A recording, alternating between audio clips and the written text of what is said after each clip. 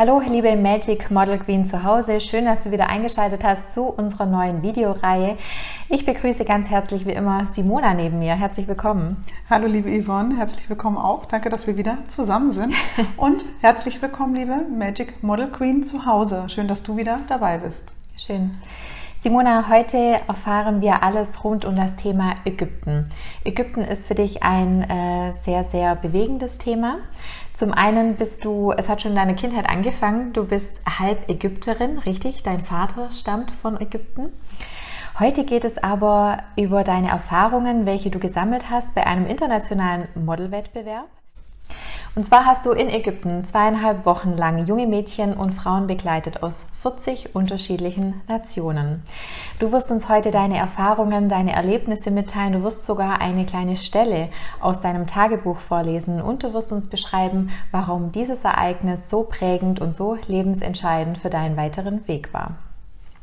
Ja, das ist richtig. Also die Kindheit, genau, das haben wir noch geflüstert heute auch. Oder? Ja, mein Vater ist Ägypter, meine Mutter ist Deutsche, eine ganz klassisch typische Deutsche. Und es gab viele Vorurteile natürlich auch.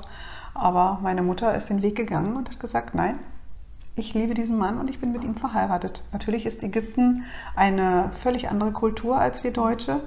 Und auf einmal haben wir unsere Veranstaltung in Ägypten in einem sehr internationalen Erholungs- und Tourismusgebiet. Und waren in einem wunderschönen Hotel und habe dort die jungen Frauen begleitet und auch unterstützt. Wie kamst du da dazu? Was für eine lange Geschichte. Möchtest du die lange Version oder die kurze Version haben? Gerne die kurze Version. Okay. Naja, wie das Leben so spielt. Aufmerksamkeit zieht die Energie an. Das heißt, die Resonanz kommt zurück. Ja, also ich habe meinen Fokus gelegt und habe gesagt, ich möchte gerne unbedingt wieder einmal zum Thema Modeln etwas umsetzen, tun. Und schwuppdiwupp, mein Fokus war da drauf, und weil ich einfach dieses Geschäft liebe. Und ich finde es toll, mit diesen Frauen zu arbeiten, mit den Menschen zu arbeiten. Sehr kreativ, alles sehr kreativ. Und so entstand das, wie es manchmal so ist. Ich unterhalte mich im Leben mit irgendwelchen Menschen, mit verschiedenen Menschen, und zack, kommt jemand und sagt, ich habe da was für dich. Das ist genau deins. Und so entstand die Geschichte, dass er mich mit der MGO zusammengebracht hatte, mit der Miss Germany Organization. Und kurzerhand war ich engagiert als Betreuerin für diese Veranstaltung. Sehr schön. Wie hast du dich darauf vorbereitet und was waren deine größten Ängste? Vorbereitet?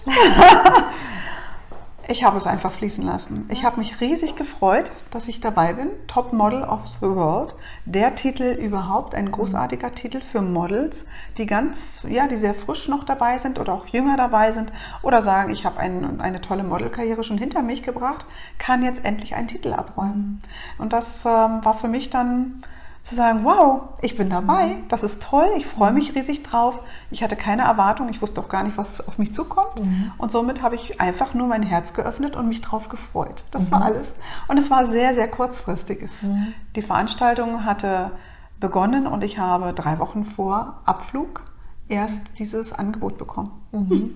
Spannend. Also du findest dich also sehr, sehr schnell in solchen Situationen zurecht, weil es dir einfach liegt, weil es dein Herzblut ist, richtig? Ja, genau, das ist meine Passion. Okay, genau. Sehr gut.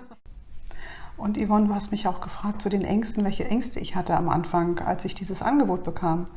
Spannenderweise, ich hatte gar keine Ängste. Und ich gehöre auch nicht zu den Frauen, die noch Ängste haben, sondern ich darf einfach sein. Sehr gut, behalte das. Danke. Schwuppdiwupp warst du dann auch in Ägypten angekommen und schon mittendrin in der ersten Challenge. Das heißt, die jungen Frauen standen sehr leicht bekleidet im Bikini im Pool und mussten dort posieren. Sie hatten natürlich auch Zweifel, Ängste, eventuell sogar Komplexe. Wie hast du die Mädchen aufgefangen? Sie haben sich dir ja auch anvertraut. Also wie habt ihr gearbeitet? Also zum einen wussten die Frauen gar nicht, dass ich Coach bin. Sie kannten mich als Betreuerin, die auch schon in einem Alter ist. Normalerweise fliegen jüngere Frauen mit und betreuen diese Models. Und dadurch, dass ich einfach meine Lebenserfahrung habe, kam sie automatisch zu mir. Ich habe immer geschaut, dass es ihnen gut geht. Das war das Wichtigste für sie überhaupt, das Gefühl zu haben, da ist jemand, der passt auf mich auf. Sie sind ja doch sehr, sehr jung, zwischen 18 und 25 maximal. Das heißt, mittendrin in der Entwicklung, in ihrer eigenen Entwicklung, ihrer eigenen Persönlichkeit. Ja. Und ich habe ihnen immer wieder gesagt, achte auf dich, schau, dass du genügend Flüssigkeit hast. Hast du dies, hast du Magnesium, hast du, keine Ahnung, also alles, was so da ist. Und ich habe jedes Model einzeln angeschaut und gesagt, okay, geht's dir gut, ist alles in Ordnung? Und sie fühlten sich einfach angenommen und wohl. Und das war sehr, sehr wichtig. Ja, das glaube ich dir. Also du hattest alles unter Kontrolle, du warst dezent im Hintergrund, die Mädchen konnten sich an dich wenden, du hast das Vertrauen auch ausgestrahlt. Sehr schön. Also und ihr habt auch ganz normale Gespräche geführt oder ihr hattet es auch mal lustig vielleicht oder was war so deine ganz persönliche Stelle oder Geschichte, die du nicht vergessen wirst in diesen 2,5 Wochen? Ich darf erst mal 2 erzählen. Also eine sehr wichtige Stelle, unabhängig davon, ob wir viel gelacht haben, viel geredet haben, ist mir eine Russin aufgefallen. Sie reiste ein paar Tage später an, weil sie vorher kein Visum hatte. Und total strahlend, bildschöne Frau, lange Haare bis zum Popo. Also ich dachte, wow, eine Figur. Und ich habe so gedacht, wow, sie macht das Rennen garantiert. Und es hat sich gedreht, völlig gedreht. Je näher der Tag der Wahl war, desto mehr zweifelte sie an sich. Und sie hatte überhaupt gar keinen Grund zu zweifeln, gar nicht. Desto mehr war sie in sich gekehrt, desto perfekter wollte sie werden und meinte nicht perfekt genug zu sein. Und dann habe ich sie mir gerne auch beiseite genommen. Ich war die Erste, die sie bei Anreise empfangen hatte und die Letzte, mit der sie auch ein Gespräch geführt hat.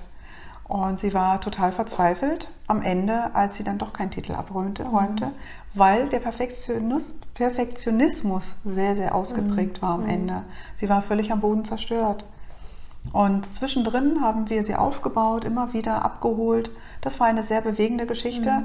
Auch einer der Punkte, zu sagen, ich habe hier etwas zu tun. Es ist jetzt mein Job, mit den jungen Frauen etwas zu arbeiten und zu bewegen. Die andere Geschichte, ganz kurz, war, wir hatten viele Musikveranstaltungen. Also die Frauen waren ja von Anfang an in der Competition, von der ersten Sekunde an, als sie anreisten, vorher auch schon, aber währenddessen. Und wir hatten, dadurch, dass wir haben 14,5 Tage fast nur gefeiert. Also es gab keinen Abend, an dem wir keine Party hatten. Wir waren unter freiem Himmel. Wir konnten feiern, machen, tun, wann auch immer. Also es war schon sehr interessant. Es hört sich lustig an, aber es hatte auch seine Tücken dabei. Und ich war überall dabei. Sie wussten, ich tanze gerne, ich lache gerne, ich mache mit ihnen auch gerne Party und dennoch immer sehr im Hintergrund. Und die Frau, die alles beobachtet und die einfach die Betreuerin ist. Nicht einfach, sondern die Betreuerin ist auch für sie da zu sein. Ich war mittendrin und das fanden sie einfach toll. Und wenn wir eine Tanzveranstaltung hatten, komm rein Simona, tanz mit uns. Und dann haben wir mal getanzt und bin ich wieder rausgegangen. Aber dieses Gefühl, ihnen zu geben, sie ist da. Und das war dann toll, da dachte ich, wow, ein gigantisches Erlebnis mittendrin unter 40 Frauen zu sein, aus allen Herrenländern, 40 verschiedene Nationen. Und das war die 2 bewegendsten Momente in dieser Veranstaltung. Sehr schön. Du warst also immer mittendrin. Ja. Nochmal zurückzukommen auf die Russin, die du vorher angesprochen hast, die hübsche Dame. Ich habe für mich dann wieder gedacht, dann sind wir wieder bei der inneren Einstellung. Glaube an dich selber, finde dich selber gut. Was hatte die Titelabräumerin anders gemacht im Gegensatz zur Kandidatin aus Russland? Ja. Die Titelabräumerin hatte einen riesen Unterschied gemacht. Sie hat einfach sich selbst gelebt. Sie war voll auf sich fokussiert, voll auf sich konzentriert und sie konnte mit jeder Situation entspannt umgehen. Nach außen. Wie es nach innen aussieht, das ist ja egal. Es geht um außen. Das heißt, wie sie sich vorbereitet hatte, es war alles gut so, wie es war. Und es war für sie auch wichtig, wenn halt was nicht ganz geklappt hat, dann ist das halt so. Und das ist auch etwas aus meinem Kurs, den ich sehr, sehr gerne mit auf den Weg geben möchte. Wenn mal etwas nicht so klappt, nicht so perfekt ist, es ist völlig egal. Es ist alles gut so, weil die Menschen sehen es ja nicht. die es nicht kennen. Und Perfektionismus schadet dir, definitiv. Sehr gut. Hast du noch eine Stelle aus deinem Tagebuch oder einen Satz, ein wiederkehrender Satz, der dir in dieser Zeit besonders oft durch den Kopf ging? Was waren deine Gedanken? Meine Gedanken waren das Gleiche, was ich eben angesprochen habe. Perfektionismus ist schädlich für alles das, was du tust, auch gerade bei den Models. Hast du das auf dein eigenes Lebensbild angewandt? Ja. Genau. Also mit gutem Beispiel vorangegangen. Ja, genau. Ich habe mal gehört, das heißt, du musst nicht perfekt sein, sondern einfach tun. Habe Mut, den Weg zu gehen. Und Perfektionismus hält dich nur auf, Dinge nicht anzufangen. Sehr schön. Mehr über Perfektionismus erfahren wir wahrscheinlich in einem gesonderten Modul. Ich bedanke mich jetzt mal für deine Einblicke, die du mit uns geteilt hast. Und ich bedanke mich auch bei dir, liebe Magic Model Queen, zu Hause fürs Einschalten. Wenn du immer up-to-date sein möchtest, dann abonniere einfach diesen Kanal oder trete auch gerne mit Simona in Kontakt. Lass ihr einen Kommentar da. Sie freut sich ganz bestimmt. Und wenn du auch beim nächsten Mal wieder dabei sein möchtest, dann schalte einfach ein. Wir freuen uns. Bis dahin. Auch dir wünsche ich eine wunderschöne Zeit. Schön, dass du dabei warst, liebe Magic Model Queen. Und danke an dich, liebe Yvonne. Du darfst zu jeder Zeit E-Mails schicken, abonniere unseren Kanal und sei einfach mit dabei und freue dich auf die nächsten Folgen, die noch kommen. Ich wünsche dir einen schönen Tag. Tschüss. Tschüss.